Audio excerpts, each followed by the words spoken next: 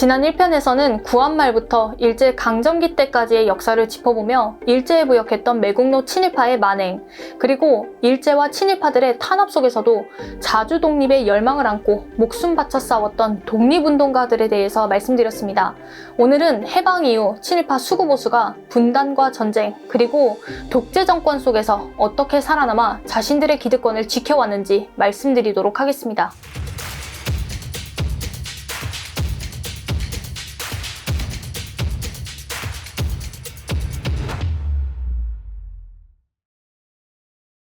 (1945년 8월 15일) 태평양 전쟁을 일으켰던 일제가 연합국의 항복을 선언하며 조선은 갑작스러운 해방을 맞이했습니다.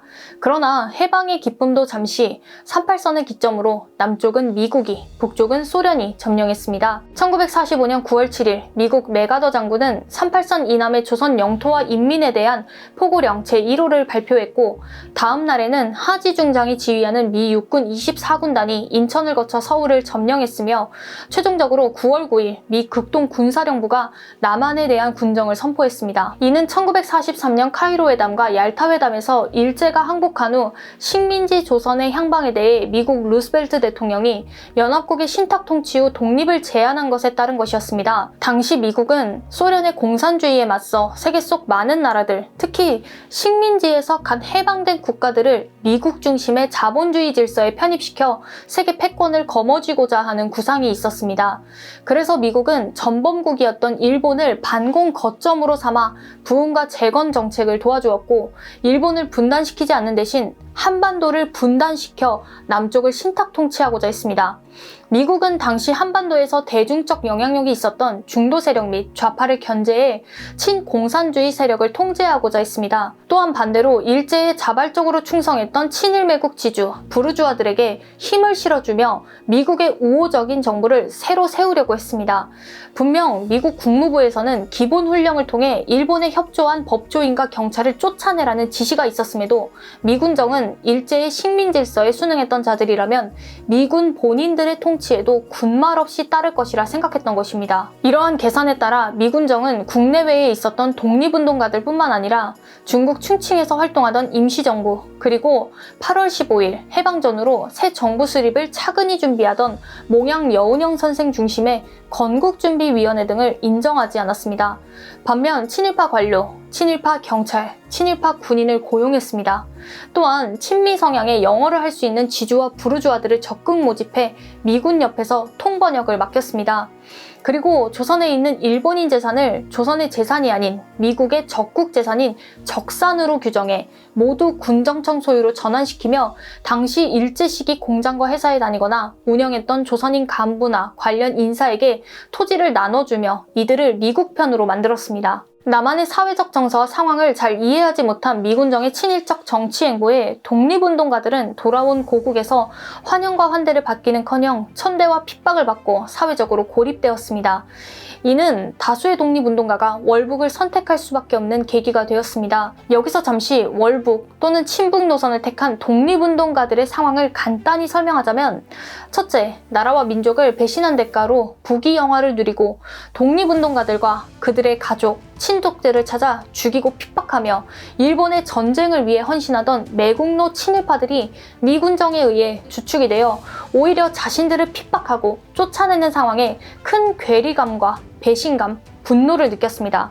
둘째, 남한이 친일파를 중용하는 것과 달리 친일파 청산에 매진하며 심지어 사소한 친일에도 처벌하는 북한에 대한 공감대가 많이 형성되어 있었습니다. 셋째, 국제적 제국주의를 반대하고 대항하는 공산주의에 많은 영감을 받고 있었습니다. 당시 양반회의 글을 읽지 못하는 상황과 더불어 식민지 시대를 거치며 제대로 된 교육을 받지 못한 대다수 사람들에게 공산주의는 단지 일본 제국주의를 반대하고 이길 수 있는 유일한 힘이자 사상으로 쉽게 받아들여졌습니다. 공산주의가 표방했던 프롤레타리아 혁명, 즉 노동자를 비롯한 무산계급이나 가난한 서민들이 나라의 중심이 되어 이상적인 국가를 만든다는 그 이론적 이상에 속았던 것입니다.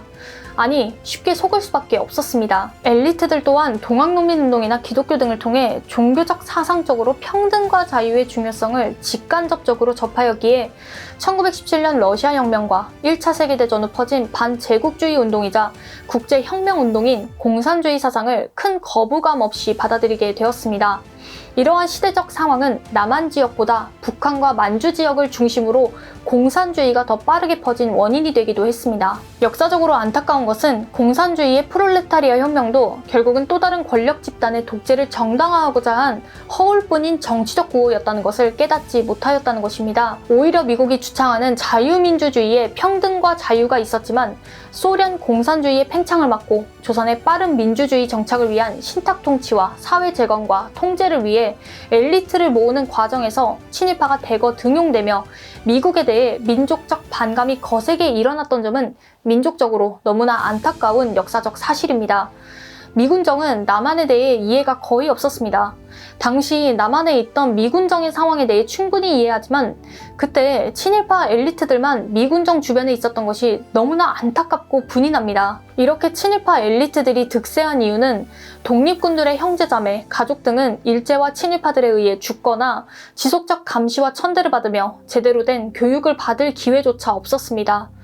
친일파와 달리 말단 공무직조차 지원할 수도 없었고 그러한 지식과 경험을 갖출 기회조차 없었던 것입니다. 이러한 역사적 상황에 의해 남한에는 김구, 김규식, 김원봉, 조만식, 조소왕, 지청청 등 애국 애족을 표방하는 자주독립 및 중도 세력이 급속도로 약화되는 결과를 초래하고 노덕술과 같은 친일파들을 중시한 이승만의 친일 극우 세력과 박헌영을 중심으로 하는 극좌 세력이 강성해지게 되었습니다. 그러다 1945년 12월 미국, 영국, 소련이 모스크바 3국 외상회의를 열었습니다. 미국은 한반도를 미영 중소가 신탁 통치한 뒤 독립국가 건설을 제안했으나 소련은 한국의 정당 및 사회단체와 협의해 임시정부를 수립한 뒤 4개국이 원조하자는 주장을 펼치며 신탁 통치에 반대했습니다.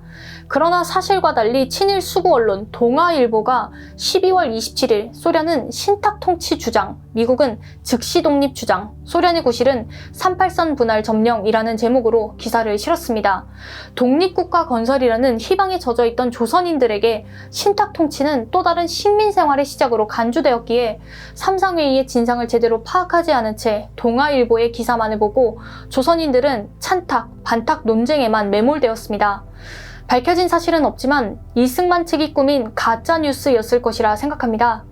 미국이 신탁 통치를 찬성한다는 뉴스가 나면 이승만 세력의 정치적 기반이 무너지게 되는 것이기 때문입니다. 이를 활용해 이승만 등 친일 우익 세력은 민족 감정을 이용해 신탁 통치 반대 운동과 반소 반공을 부추겼고 본인들을 마치 독립운동하는 애국자인 것처럼 포장했습니다. 또한 친일 수구 언론도 우익으로 전향한 친일 지식인들과 정치인들을 애국자로 둔갑시키는 기사를 꾸준히 양산했고 친일이 아닌 오직 반공 및 이념 관련 기사만 다루며 자신들도 애국 언론인 것처럼 포장했습니다.